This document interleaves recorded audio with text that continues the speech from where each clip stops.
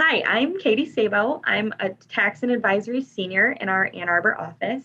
And today I have the opportunity to interview Laura Costin.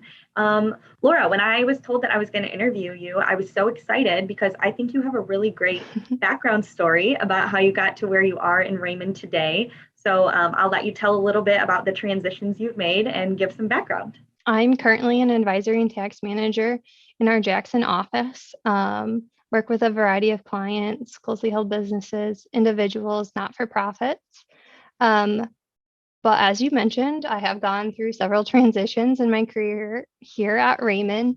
I've been here for 8 years full time, 9 years if you include my internships. So after interning, I started full time immediately um, in the audit and assurance team.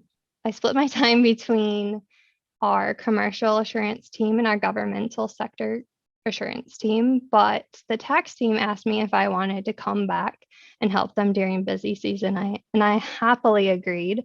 Eventually, I decided it was time to narrow down what I was doing. So I decided to transfer out of the commercial assurance world. That was who my direct supervisor was at the time. So I had to switch supervisors.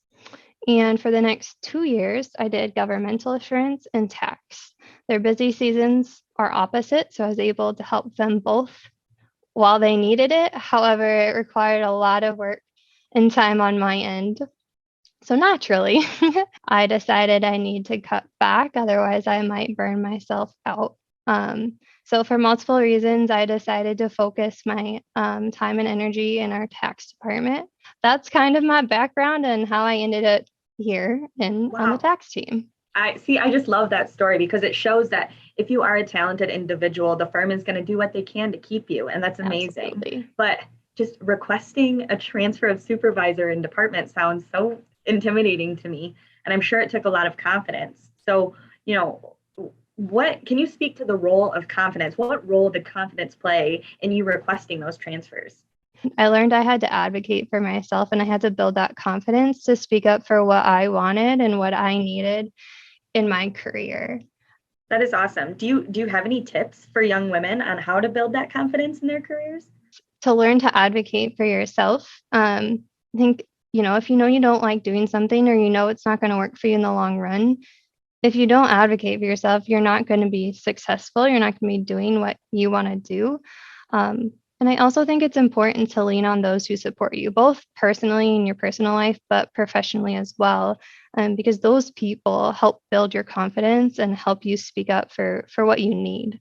And I can tell you live by your own tips because you do make such a great role model for women here at Raymond. I've heard the phrase, think like a woman, act like a man.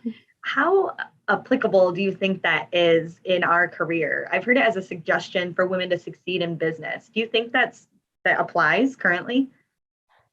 Acting as a trusted advisor to many clients, we have to be confident in ourselves. Otherwise, how can we expect those clients and those people to have confidence in us or trust in us? So, for myself, I'm confident that I have the knowledge and the skill to guide somebody, but I find it hard to show that outwardly and publicly. So, it's something I have to intentionally practice and work at every day.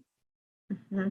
Yeah. Do you think, on a flexible work arrangement, you could still move up at the same pace? Do you think you could still ultimately reach that principal role? If you're driven, if you continue to learn and grow, expand your knowledge and technical skills that's needed to stay relevant in your career. And again, how much do you advocate for yourself and what you want? If you do all those things, I don't see a reason at Raymond why a flexible work arrangement would hold you back. I think that does it for my questions. Thank you, Laura, for your time. Yeah, thank you, Katie. It's a pleasure talking to you today. And I think you're hit it right on the nose. Raymond's going to support you and empower you in any way you need.